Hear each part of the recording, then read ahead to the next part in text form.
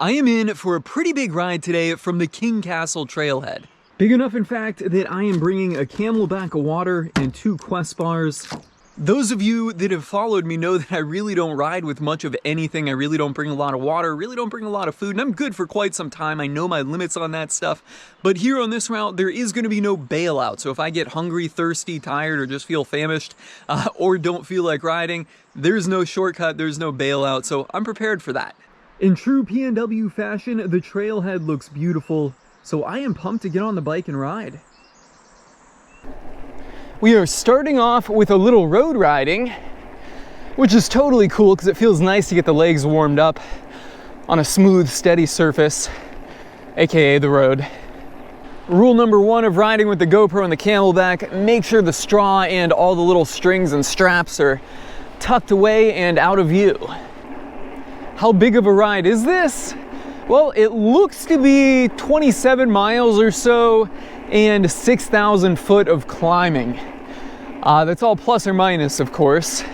As you know, if you use any of the apps like Trailforks or MTB Project or Strava, they can all get different numbers. So just kind of have to chalk it up to being a big ride.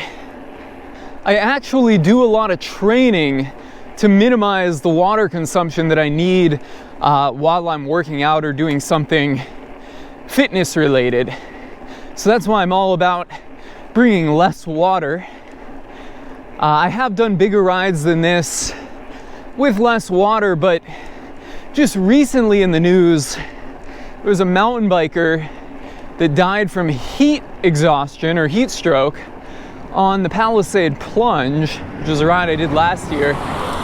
So I think with that kind of being in my mind, I'm probably being a little more conservative. I actually did that ride, the Palisade Plunge, the one that unfortunately the mountain biker died on there. I actually did that ride last year with just 1 little bottle of water. Here, it's not nearly as hot as it is there where the Palisade Plunge is. It's like, at this time of the year, it's over 100 degrees. So it's a lot cooler out here. Air temp's only like 73 degrees, but I'm feeling cautious today. I wonder what mountain that is ahead of me there.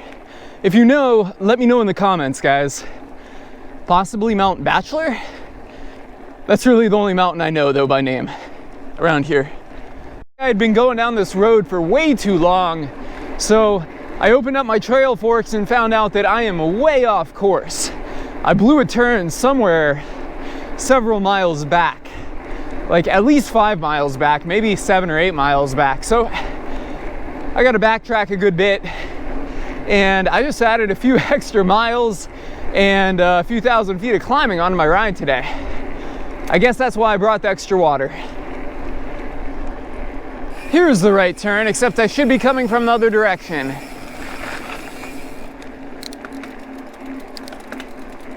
And we got climbing ahead. I guess this is where the Singletrack begins. This is also probably the shuttle drop point. From that trailhead we just passed there, I believe we've got about 1,500 foot of climbing in one straight pull until we get to a nice little descent, or at least not as much climbing anymore. Ooh, tight switchback on the up. You can do it, Corey. Yeah, all right. That wasn't too tight.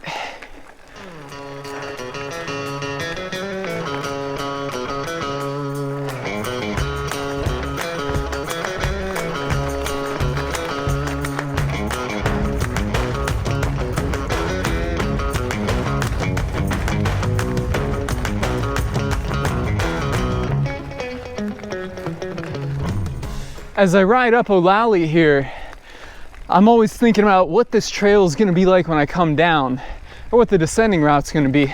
I'm not descending on this trail, but if it's anything like this, which will probably be less traffic than this, because I believe that hikers come up this, it's going to be pretty rugged. Definitely the opposite of a flow trail. There's gonna be some switchbacks that you're not gonna expect, so you gotta be careful. No big rocks or anything that I've seen, but definitely some rugged trail that's not buffed in. Kind of like the opposite of a flow trail or a machine carved trail. I'm gonna keep climbing. Climbing and climbing. I have to say, this certainly isn't the longest or most elevation climb I've ever done, but it's working me. And I think that's because there's no real worn path.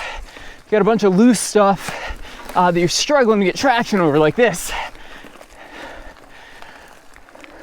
Lots of power needed. From here, I should get a little bit of a break from this climbing. Fake news, I am still climbing. I guess a little bit more climbing on O'Leary. Holy shit, it gets steep. Nutrition of choice is a Quest bar. I just stopped and checked trail forks, and we've got a few miles of rolling elevation until we hit a nice descent here on O'Leary. So I'm gonna keep moving.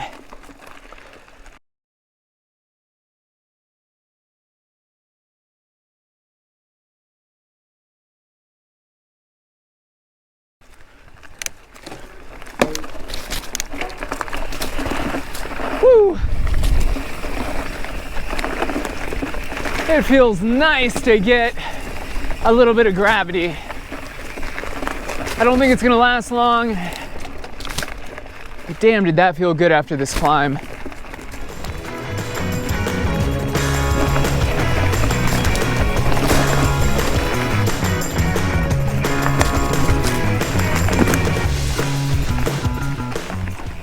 Oh, this is some kind of overgrown trail here. Backcountry AF.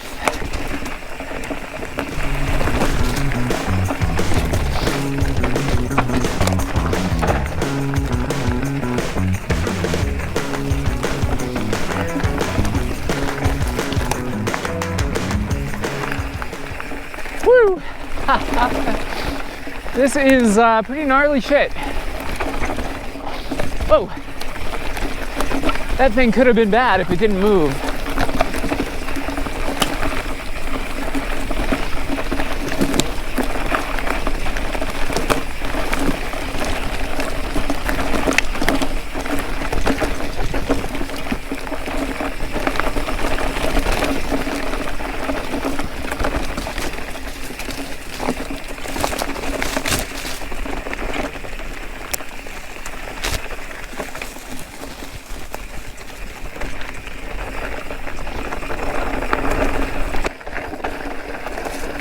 All right, peeps, this should be the part of O'Leary where we get a nice pulling downhill for a few thousand feet over a few miles. Getting to this point has been grueling. I don't know what I'll leave in the video, but O'Leary up until this point has been just very rugged trail. A little bit of up, a little bit of down, a lot of up, steep down. Yeah, grueling is the only way I know how to describe it. Like, oops, we gotta go back up. Hopefully this is short-lived. I thought we were ready to pull down, and I was ready for it. Yeah, okay, it just looks like a little pedally section, and we're gonna get the gravity flowing again. My legs are gonna love the gravity here. Oh yeah.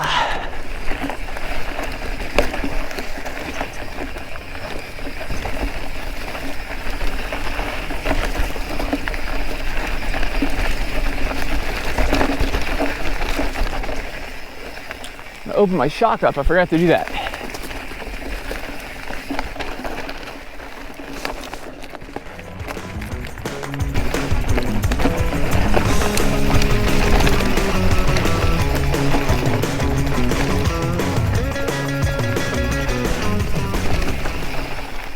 All right, switchbacks. Not crazy tight and steep. That's good.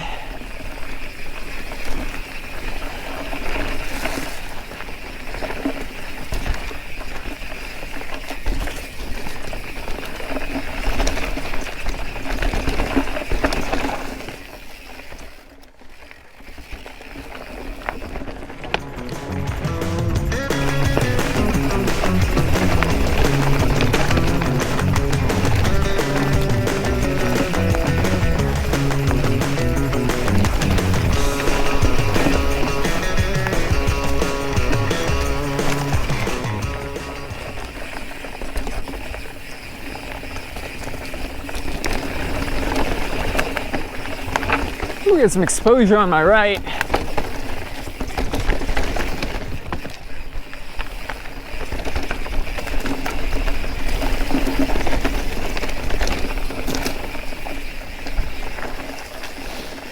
Looks like some exposure straight AF ahead.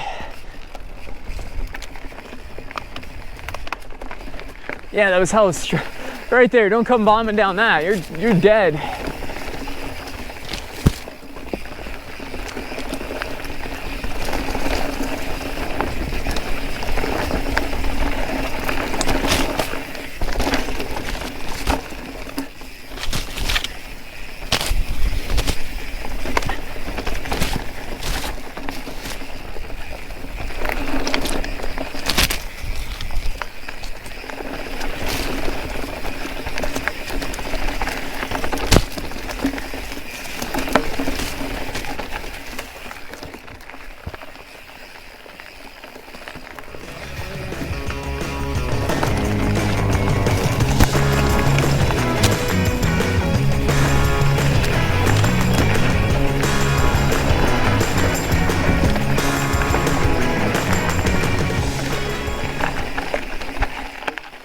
Where to? Down it is. And I'd guess we'll catch a trail up here somewhere. Oh, puke.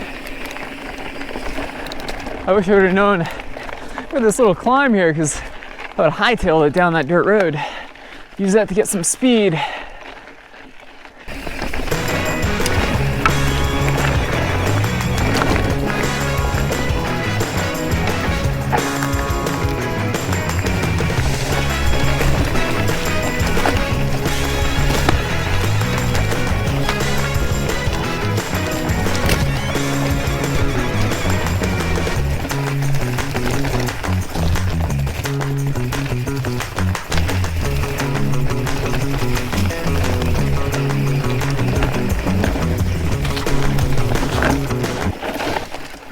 Okay, that came up out of nowhere.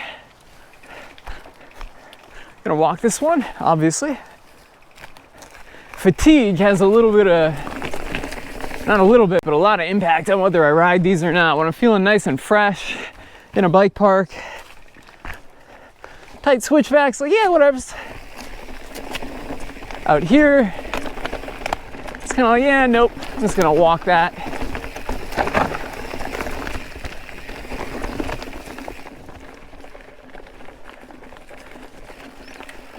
This one, not so bad.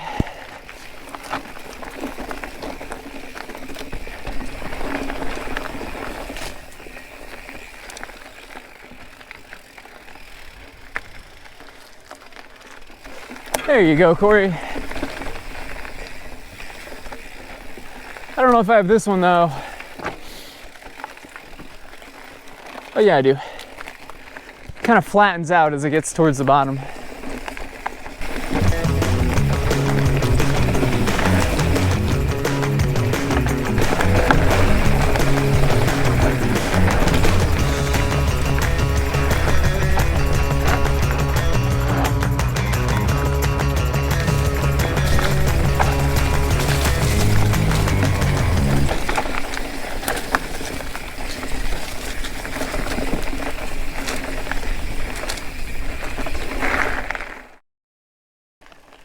I see the sign for King Castle, which once I'm on that, it is pretty much a full pull of about 1,700 feet down to the trailhead.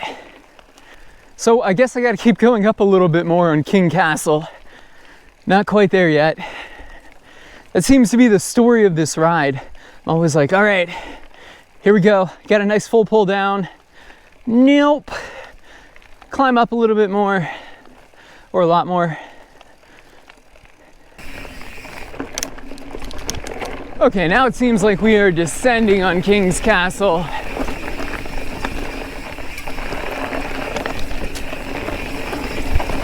This is clearly a lot more worn in, ridden than O'Leary's.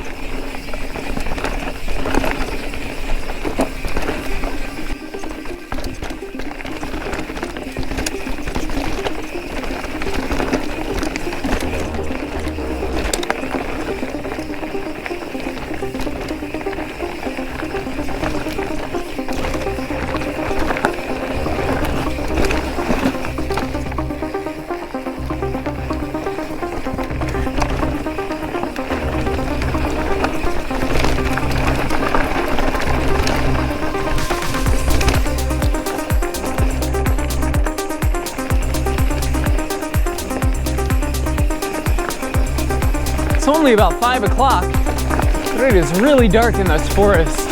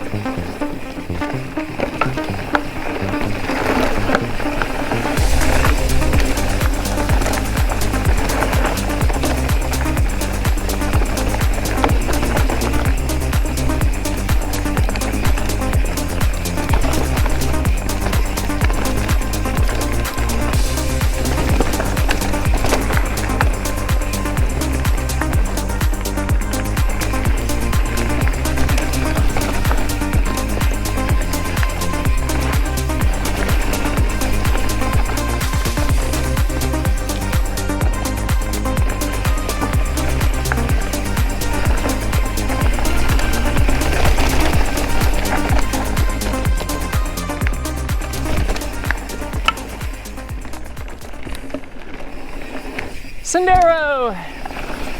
Another sendero!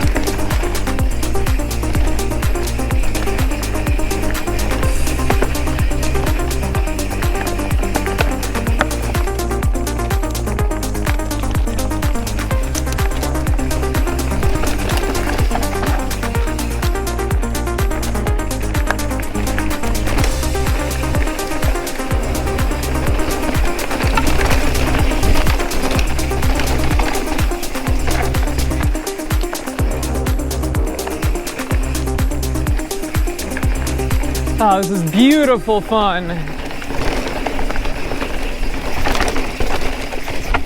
my head, I'm just thinking about how I want to get more trails just like this.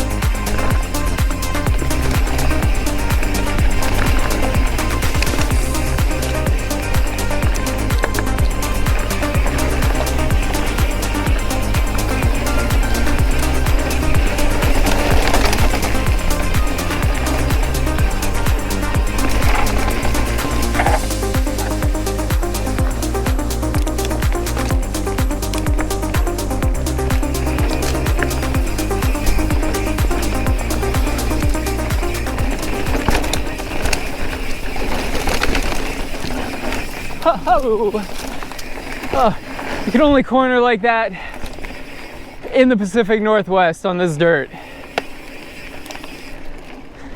It's amazing. Tires just hook up everywhere.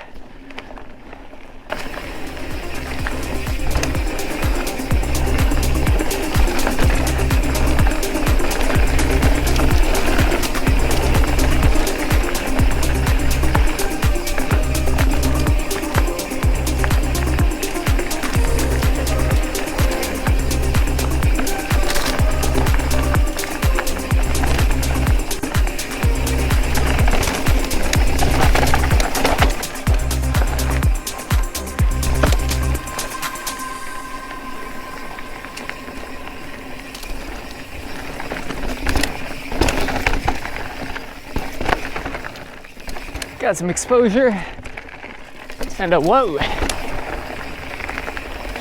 And a whoa. It's kind of like a big rock roll. Not a big rock roll, but an unexpected rock roll.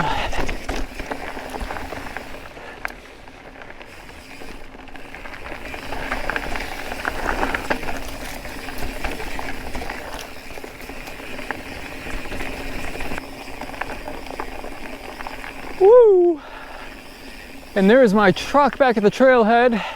What a ride that one has been.